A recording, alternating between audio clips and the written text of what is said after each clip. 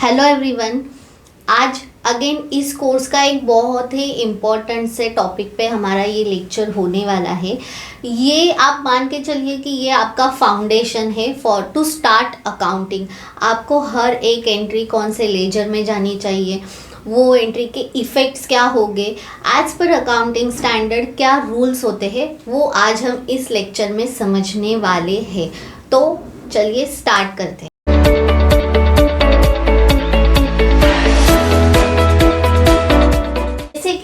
जैसे कि आप सभी को बोर्ड पे कुछ दिख रहा है कि मैंने कुछ रूल्स लिखे हैं, कुछ एग्जाम्पल्स लिखे, इंक्रीज डिक्रीज ऐसा कुछ सीखा है। अभी लास्ट लेक्चर्स में हमने ना टैली के पूरे गेटवे ऑफ टैली समझ लिया कि उसमें क्या होते हैं, कैसे होता है।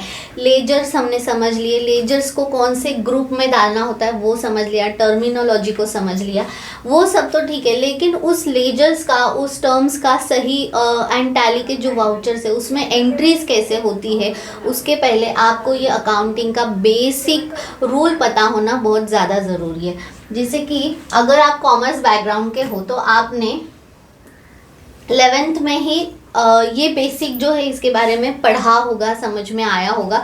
बट अगर आप भूल गए हो तो ये आपके लिए एक रिवीजन हो सकती है, क्योंकि मैं जिस तरह से बता रही हूँ ये अपना एक प्रैक्टिकल वे है, उसके हिसाब से मैं आपको बता रही हूँ। अकाउंटिंग में ना 3 रूल होते हैं। कोई भी आप काम ले लो, बिना रूल्स के तो कुछ होता नहीं। वैसे ही अकाउंटिंग में भी 3 टाइप के रूल्स हैं। एक अकाउंट जिसे कहा जाता है कि अकाउंटिंग में एक होता है पर्सनल अकाउंट, एक होता है रियल अकाउंट और एक होता है नॉमिनल। ये 3 इसके मेजर अकाउंट होते हैं एंड हर एक एंट्री को या हर एक ट्रांजैक्शंस को इसी तीनों अकाउंट में से किसी ना किसी में कैटेगराइज किया जाता है। तो हम पहले समझते हैं पर्सनल अकाउंट। अब पर्सनल नाम में ही आपको समझ में आ जाना चाहिए कि पर्सनल अकाउंट्स ये रिलेटेड होता है किसी एक आइडेंटिटी से, फिर चाहे वो लाइव हो या नॉन लाइव हो, लेकिन ये एक आइडेंटिटी है। जैसे कि किसी पर्सन का नाम हो गया। अब जैसे हम अकाउंट्स की बात करें तो इसमें जो मेन ट्रांजैक्शंस होते हैं, जो मैंने आपको बताया था टर्म्स के इसमें और पिछले काफ़ी सारे वीडियोस में, कि बिजनेस में 4 टाइप्स के ट्रांजैक्शंस होते हैं। जैसे कि एक होता है सेल्स, एक होता है परचेस, एक होता है पेमेंट्स एंड एक होता है रिसिप्ट। इसी 4 ट्रांजैक्शंस में कोई भी बिजनेस आप ले लो, ये चारों के चारों ट्रांजैक्शंस में ही इस कोई भी बिजनेस का जो सर्कल है एक वो कंप्लीट होता है। मैं एक एग्जांपल बताती हूँ। मान के चलिए कोई एक बिजनेस है, जैसे मैं टैक्स ज्ञानी का एग्जांपल, टैक्स ज्ञानी। ओके, अब अगर टैक्स ज्ञानी किसी पार्टी को सेल्स करेगा तो उस पार्टी से क्या आएगा, रिसिप्ट आएगी। ओके, अब कई बार क्या होता है, टैक्स ज्ञानी के ना काफी सारे एक्सपेंसेस भी होते हैं। जैसे कि टैक्स ज्ञानी को अगर मार्केटिंग करना है तो उन्हें किसी थर्ड पार्टी को हायर करना पड़ेगा। उस थर्ड पार्टी ने क्या किया, टैक्स ज्ञानी को बिल भेजा। अब वो बिल टैक्स ज्ञानी के लिए क्या हुआ, परचेज हुआ। अब अगर परचेज किया है तो मुझे किसी ना किसी को पेमेंट तो करना होगा। इस तरह से टैक्स ज्ञानी के सेल्स से उसे क्या आया, रिसिप्ट आई, और टैक्स ज्ञानी के परचेज से उसे क्या आया, पेमेंट हुआ। ठीक है, तो वैसे ही अगर कुछ इनकम हो रही है तो एक्सपेंसेस भी हो रहे हैं, एंड कुछ एक्सपेंसेस है तो इनकम भी हो रही है। इस हिसाब से कोई भी आप बिजनेस ले लो, उसमें रेवेन्यू भी आ रहा है एंड एक्सपेंसेस भी हो रहे हैं। तो इसीलिए sale, purchase, receipt and payment, ये 4 ट्रांजैक्शंस होते हैं जिसके इर्द गिर्द सारा जो बिजनेस है वो होते रहता है। तो इसीलिए ये 3 अकाउंट में उसे हमें कैटेगराइज करना है, से बैंक हो गई एटसेट्रा। ओके, अब रियल अकाउंट। अब रियल मीन्स क्या होता है कि इसमें सारे अपने कैश, फाइनेंस के रिलेटेड सारे जो लेजर्स होते हैं वो हमें रियल अकाउंट में डालने होते हैं। नॉमिनल किस रिलेटेड होता है, इनकम एंड एक्सपेंसेस में।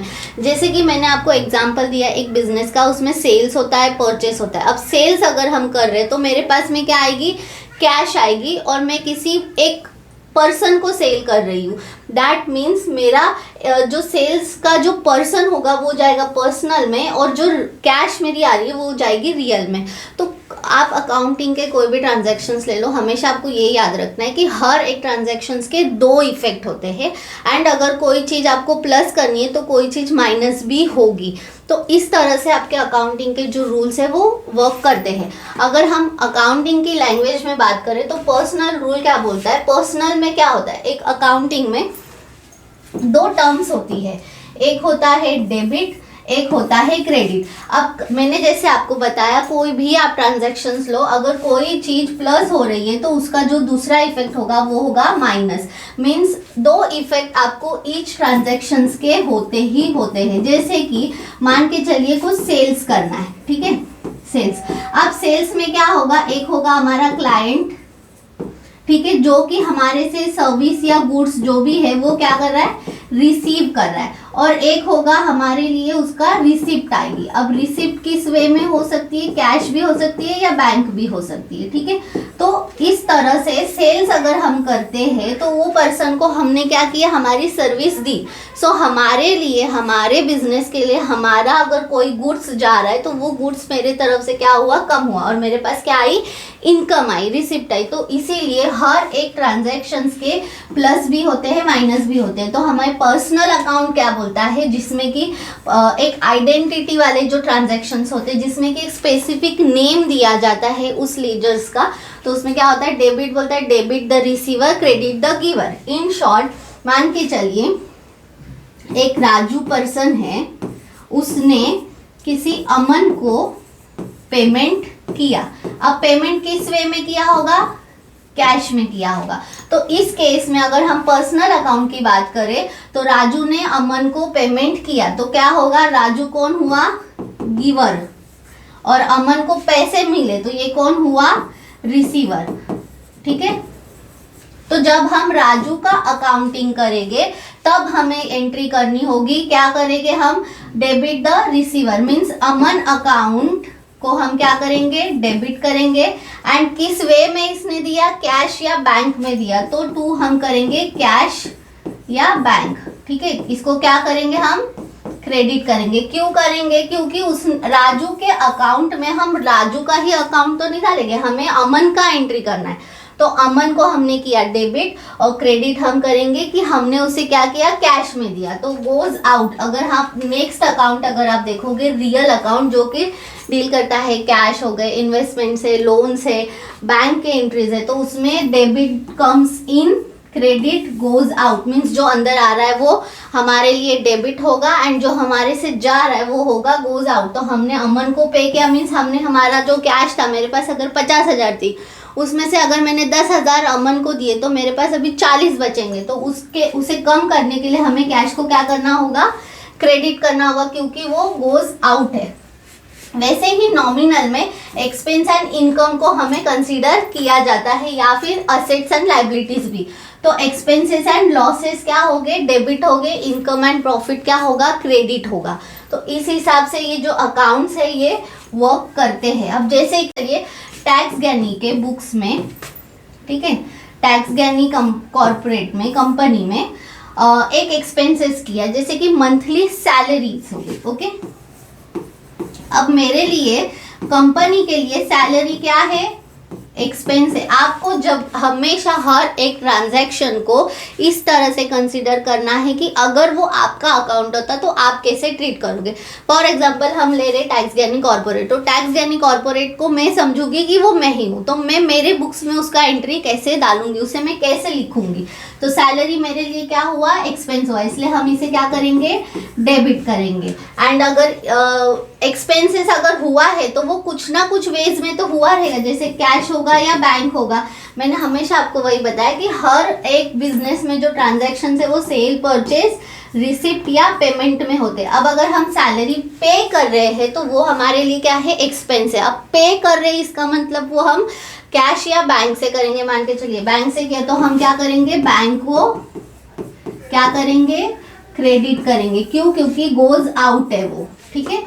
तो एक हुआ एक्सपेंस, एक हुआ बैंक। तो हमेशा आपके जो ट्रांजैक्शन हो गए, आइदर इस दो में हो गए, इस दो में हो गए, इसमें हो गए, एनी कॉम्बिनेशन, कुछ भी कॉम्बिनेशन हो सकता है। बस आपको वो एक्सपेंसेस को या उस स्पेसिफिक ट्रांजैक्शंस के आपको दो इफेक्ट इमीडिएटली आपके दिमाग में वो आना जरूरी होता है।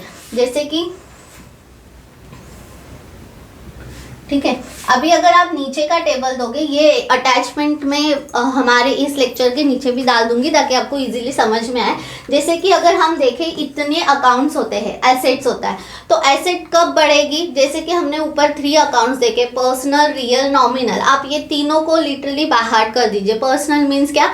Debit the receiver, credit the giver. Real comes, debit comes in, credit goes out. Nominal, expenses and losses debit, income and profit credit. ऐसा तो अकाउंट्स में अगर आप ट्रांजैक्शंस देखोगे तो इसी के इर्द गिर्द होते हैं। जैसे कि अगर हम तो प्रैक्टिकल सीख रहे हैं, तो हमें देखना होगा balance sheet and P&L statement होते हैं, ठीक है। अब बैलेंस शीट में एक होता है इधर लायबिलिटी और यहाँ पे एसेट्स। P&L में हमने देखा था यहाँ डेबिट, यहाँ क्रेडिट, यहाँ पे सारे एक्सपेंसेस एंड यहाँ पे सारी इनकम्स, ठीक है। तो लायबिलिटी, अब बैलेंस शीट का आइटम है लायबिलिटी। अब लायबिलिटी को अगर मुझे इंक्रीज करना है तो वो क्या करेंगे? हम उसका लेजर क्रेडिट करेंगे। For example loan. अब हम लायबिलिटी को क्रेडिट क्यों करेंगे? बिकॉज वो लायबिलिटी है, वो हमारा लोन है जिसे कि हमें पे करना है इन फ्यूचर, इसीलिए उसे हमें क्रेडिट करेंगे। वैसे ही अगर मुझे लायबिलिटी को कम करना है तो मुझे क्या करना होगा? डेबिट करना होगा। अगर उसका अमाउंट इंक्रीज करना है तो हम उसे क्रेडिट का इफेक्ट देंगे, बट वही अगर मुझे अमाउंट कम करनी है तो मुझे उसका डेबिट का इफेक्ट देना पड़ेगा। एग्जाम्पल, लोन अकाउंट, ठीक है। अगर हमने कोई, मान के चलिए कार लोन, ठीक है। अगर हमने कार लोन लिया है तो उसकी एंट्री क्या होगी कि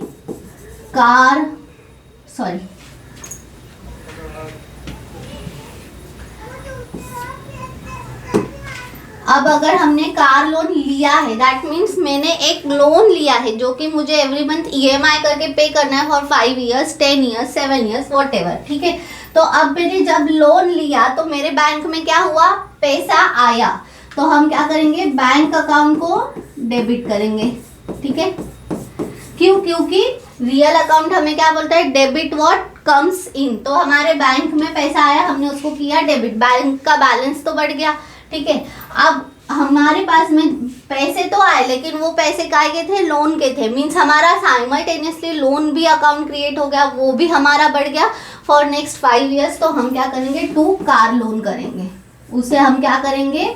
क्रेडिट करेंगे, ओके। तो इससे क्या होगा? बैंक बैलेंस भी बढ़ गया, कार लोन भी बढ़ गई। अब आप बोलोगे बैंक में तो पैसा आया, लेकिन वो पैसा तो हमें आगे डीलर को पे करना है। तो जब हम वो डीलर को पे करेंगे मीन्स हमारे बैंक को हम क्या करेंगे? कम करेंगे। मीन्स हमारा वो इफेक्ट क्या जाएगा? क्रेडिट होगा। फिर बैंक हमारी क्या होगी? क्रेडिट। क्यों? क्योंकि क्रेडिट व्हाट गोज आउट, तो हमारी बैंक से बैलेंस क्या हुआ? कम हुआ। बट हमने किसको दिया? XYZ, समझ लीजिए मारुति सुजुकी की किसी डीलर को दे दिया, तो यहाँ पे हम उस डीलर का नाम, लाइक मोदी हुंडई, ठीक है, हमने इसे दे दिया, तो उससे मिला। तो मोदी हुंडई ये क्या है? नाम है, आइडेंटिटी है ना, तो वो किस में जाएगा? Personal account. तो हम उसमें रूल क्या बोलता है? डेबिट द रिसीवर, इसलिए मोदी हुंडई अकाउंट को डेबिट करेंगे एंड यहाँ पे हम बैंक को क्रेडिट करेंगे। या फिर हम इसे मोदी हुंडई को डेबिट करेंगे, वहाँ पे हम लिखेंगे कार परचेस। मीन्स मेरे पास कार भी तो है, और कार क्या है मेरे लिए? एसेट है। तो एसेट को अगर मुझे इंक्रीज करना है तो मुझे डेबिट करना होगा, एंड अगर उसे कम करना है तो मुझे उसे क्रेडिट करना पड़ेगा। मुझे मान के चलिए हमने जो कार ली वो हमने सेल कर दी। अब सेल की तो मेरे पास क्या आया? कैश आया। तो मैं कैश को क्या करूंगी? बढ़ाऊंगी तो क्या करूंगी? डेबिट करूंगी। जैसे कि कैश मेरे लिए क्या है? एसेट है, जो कि मैं यूज कर सकती हूँ, मेरी एसेट है, प्रॉपर्टी है ना। तो मैंने कैश को क्या किया? इंक्रीज किया, तो डेबिट किया। बट मेरी जो कार थी वो तो चली गई। अब वो कार भी मेरे लिए एसेट है, बट कार तो मेरी चली गई, मीन्स मेरे को उसको क्या करना है? डिक्रीज करना है। तो क्या करना होगा? हमें कार को क्रेडिट करना होगा। तो इस हिसाब से आपको चेक करना है हर एक चीज को। इनकम है, अगर इनकम को हमें इंक्रीज करना है तो क्रेडिट, डिक्रीज के लिए डेबिट। कैपिटल है, अगेन लाइबिलिटी साइड हमारा कैपिटल आता है, तो इसीलिए उसे सेम एज लाइबिलिटी का रूल एप्लीकेबल होगा। कैश एंड बैंक जो मैंने बताया एसेट्स है, तो उसमें भी डेबिट करेंगे तो इंक्रीज होगा, अगर डिक्रीज करना है तो हमें क्रेडिट करना पड़ेगा। तो इस हिसाब से आपको मैक्सिमम टाइम तक उसे रिवीजन करना है ताकि आपको अच्छे से समझ में आए। और ये जो रूल है इसी के बेसिस पे हमें हमारे जो आगे के एंट्रीज करनी है वो समझ में आते होंगे। अगर आपको फिर भी इसमें कुछ भी डाउट है, आपको नहीं समझ में आ रहा है, देन आप हमसे रीच कर सकते हो। हम कोशिश करेंगे आपको और भी अच्छे से सिंपल वे में समझाने की एंड आपके जो डाउट्स है उसे क्लियर करने की। अगर आप फ्रेशर हो, बिगिनर हो, there is more chances, and plus अगर आप कॉमर्स बैकग्राउंड के नहीं हो देन देयर इज चांसेस कि आपको थोड़ा सा समझने में प्रॉब्लम हो सकती है, लेकिन समझ में आ जाएगा। बाकी आगे तो हम टैली में सीखेंगे, वो तो आपको और इजी समझेगा, लेकिन आपके पास में ये लॉजिक भी होना ज़रूरी है ताकि आप कई कंपनी में अगर एज अ अकाउंटेंट इंडिपेंडेंटली काम करना चाहते हो तो आपको ये सारे जो रूल्स है ये पता होने चाहिए, ताकि कोई भी कैसी भी इंसिडेंट आए, कोई भी ट्रांजैक्शंस आपके पास में आए, कोई भी सिचुएशंस हो, आप उसे सॉर्ट आउट कर सकते हो। आई होप आपको ये रूल समझ में आए होंगे। प्रैक्टिस करते रहिए। अभी आगे हम एक अकाउंटिंग की अपनी जो जर्नी है वो स्टार्ट करने वाले हैं।